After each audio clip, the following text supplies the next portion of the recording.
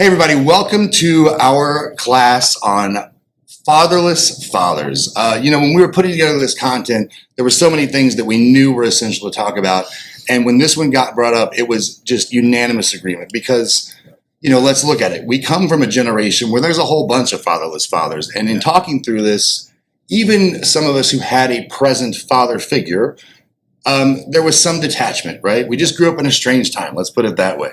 And so what we want to talk about today is the impact of homes with fatherless fathers, and then what can we do to kind of break that cycle, and what you need to look for if you're still in that space, like, man, I just need a dude as a role model, right? We're going to talk about what you need to look for that.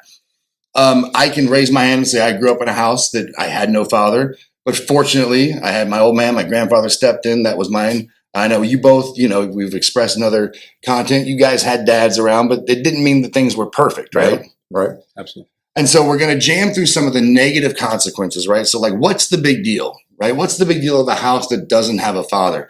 And these are all fact-based. You can check these bad boys out. This is true. We're just going to jam through these real quick, right? A father's absence leads to poverty, right? It's just a fact. Talk about whatever social constructs you want. This is just one of the things that happens. Educational outcomes. Homes without fathers in them have lower scores overall than homes with fathers in them. There's a lot of stuff to back that up, a lot of reasons why. Emotional well-being, man. You wouldn't think being the alphas, right? The aggressor, for lack of a better term in the situation, removing that would have a negative result, but it does, right? I can speak from my house briefly, like, if they don't see two sides of the emotional coin, they don't know how to operate on the planet. They don't know what's acceptable and what's not. Juvenile delinquency, I know that one's true. I know that what precluded me from being a full delinquent was the wrath of my old man. Like, sit on the stairs, wait for your old man. Oh no, right? 3 hours of dread. Criminal behavior, one leads the other, right? Delinquency oftentimes leads to going down that path as an adult. Teen pregnancy rates. I'll just say it out loud, right? Why is there a joke about, strippers? Oh, she must have daddy issues. This is true. It's a joke, but it's based off actual truth. And then finally, mental health impact. Having no father in the house, it just increases anxiety, depression, all that stuff for kiddos. And so you can do all the research you want on those. Those are absolutely factual. And so now that we know that this is not good for the family, it's not good for the next generation, what do we need, right? What is a father? What do we as men need to be in our household? And if we haven't had that in our lives, what do we need to look for? And right off the bat, what we've agreed on, what we really believe is the essence of what a father really is a mentor.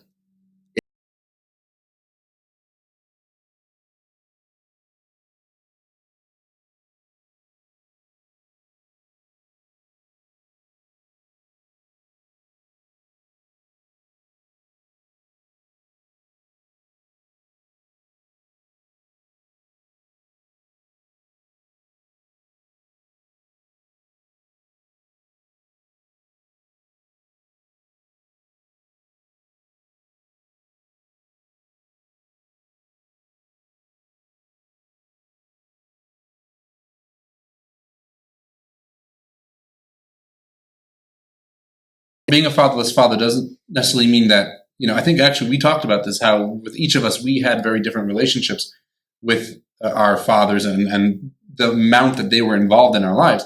And it's not that, at this point, my father has passed on 2 years ago. So at this point, he's not an integral part of my life physically.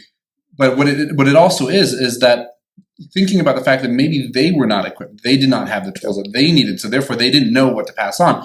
And riffing off of what we talked about last time, that being able to kind of forgive them for that and understand that they did the best that they could with us, and now it's our time to carry on the banner, to carry on the torch, and become the best that we can. And again, referencing the fact that it's a mentor, that means that it's somebody who's leading by example. So if you did not have a father in your life to lead by example, well, now it is your responsibility to go out and find that person that can.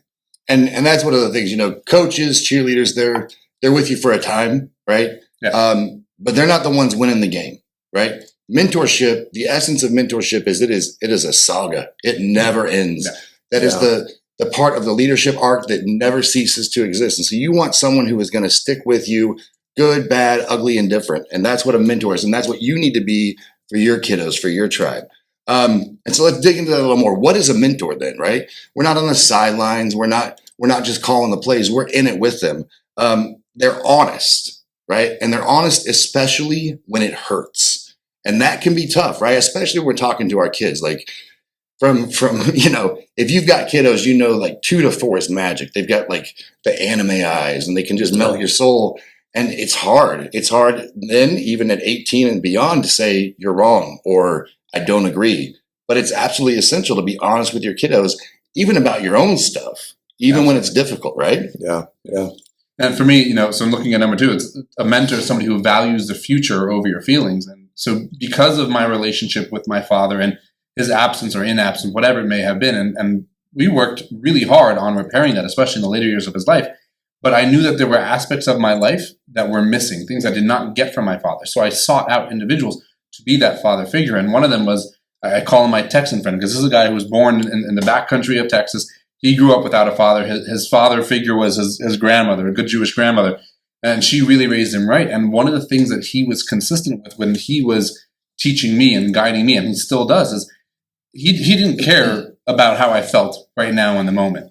He knew that I wanted something more and I want something more and I'm willing to work for it. So when it came to him giving me advice, giving me input, it was all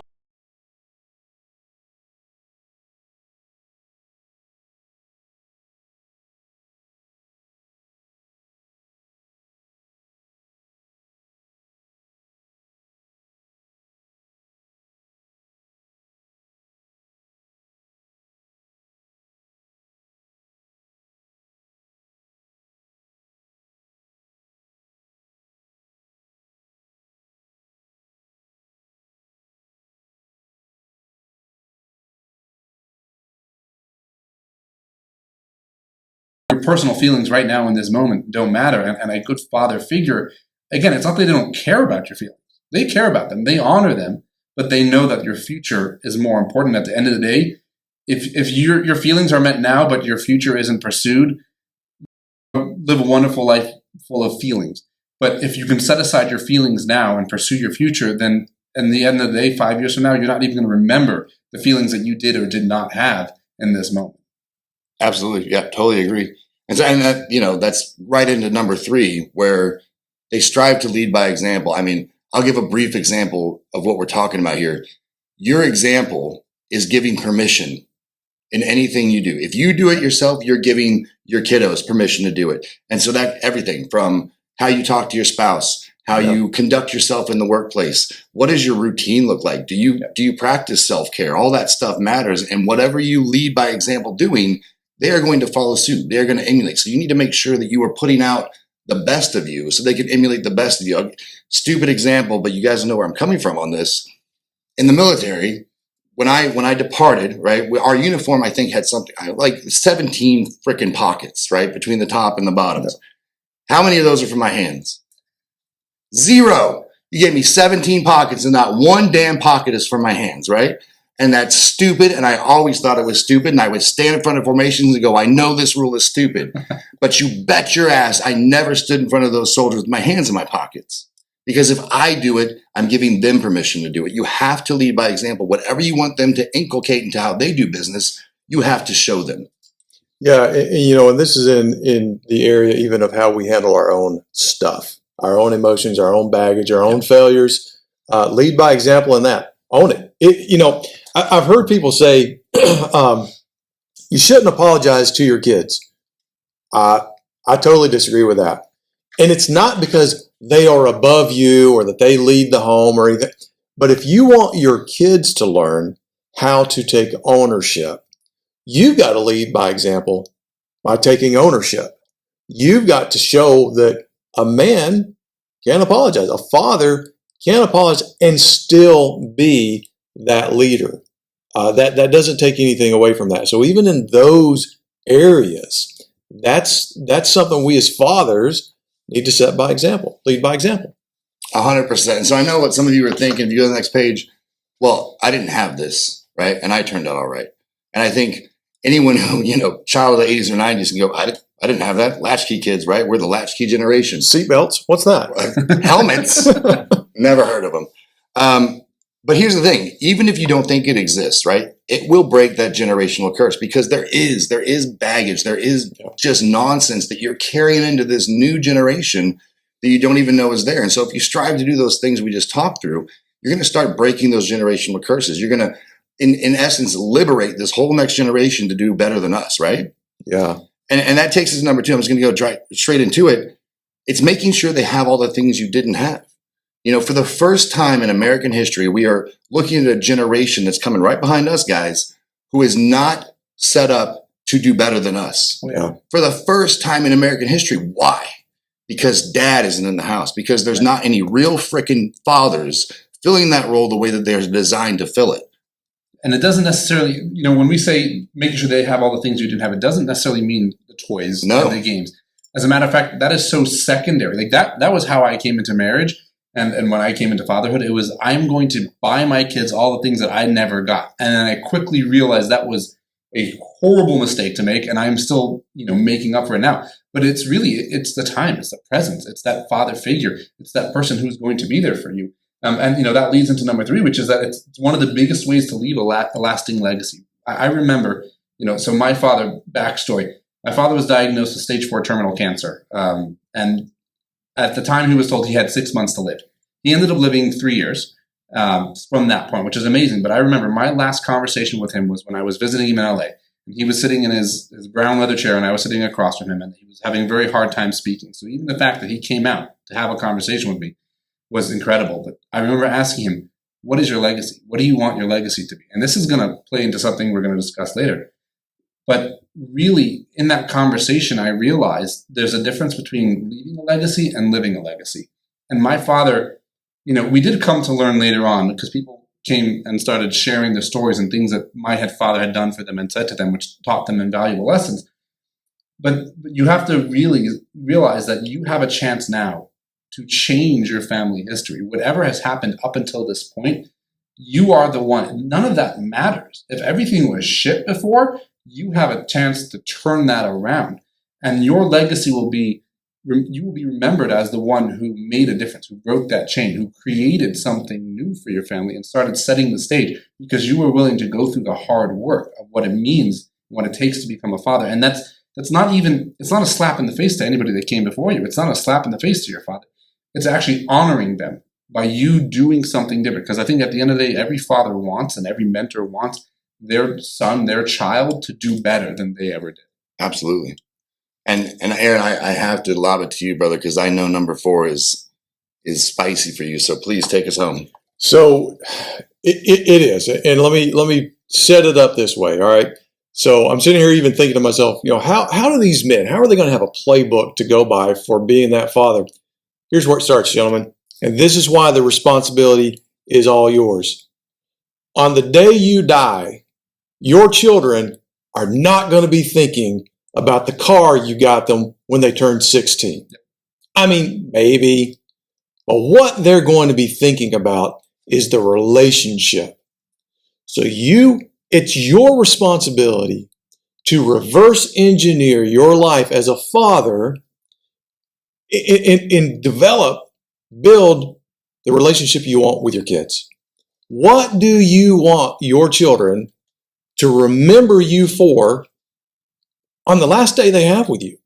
That's what you're doing. That's the legacy. But that responsibility is yours. No one else is going to do it. We have a saying amongst ourselves. You've seen it probably other places, but it's an acronym. WAWG. We're all we've got. Well, gentlemen, your children, you're all they've got. And whatever family context you have, whether you're together, nuclear family, whether you're separated, blended family, whatever that looks like, it's still your responsibility to take that on yourself and build that and create that for your kids. I know that's hard. We all understand that. That doesn't change the fact it's on you to do it. So there we go. And that, you know, so in all this, and that's why that's last, it is only your responsibility. No one can do it for you. No one's going to be able to do it better than you. And so some things to keep yourself in line and check yourself. Am I doing this right? And You think, oh, we're talking to guys. We're talking about fathers of sons. I'm talking about fathers of sons and daughters, both, Yeah, right? yeah. Because as the man, as the father, you are projecting a version of what you want your son to become. You're also projecting a version of what you want your daughter to look for in a spouse. Absolutely. So if you wouldn't want your baby girl marrying someone like you might need to unfuck yourself because it is your responsibility. Straight that. Send it.